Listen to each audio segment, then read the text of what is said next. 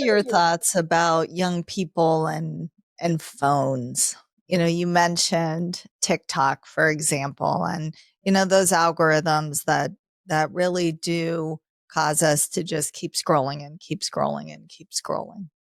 Yeah, I'm scared to death, and not just the TikTok, but I think the Pornhub and the Ugh. gambling sites are even those are like having fentanyl in your pocket.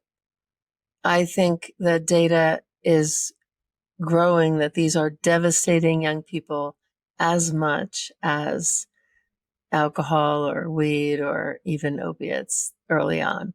So when all of those things, the social media likes and um, the pornography or whatever it is, the cannabis, those things are all reinforcing. They're all pleasurable stimuli. And the bottom line is that the brain gets insensitive. It desensitizes itself to repeated stimulation with pleasure. You just cannot keep going back to the same honey pot without making the honey bland. Right. And Yep. so, and so then we overeat because we need more and more and more, and then it gets less and less sensitive. So it is really a dead end.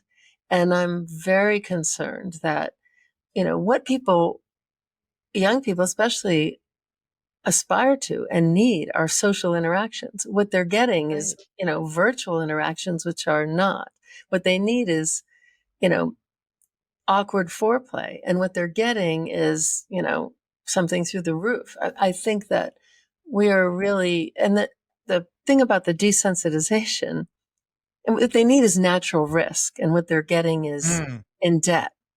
Those things are all good drives, but they come in sort of physiologically relevant amounts in the normal course of growing up. And by normal, I mean like the course that has happened through thousands of years of evolution, Right. not the course that happens in the last 10 years where, they're on their own with pretty much like the equivalent of fentanyl on, in both hands.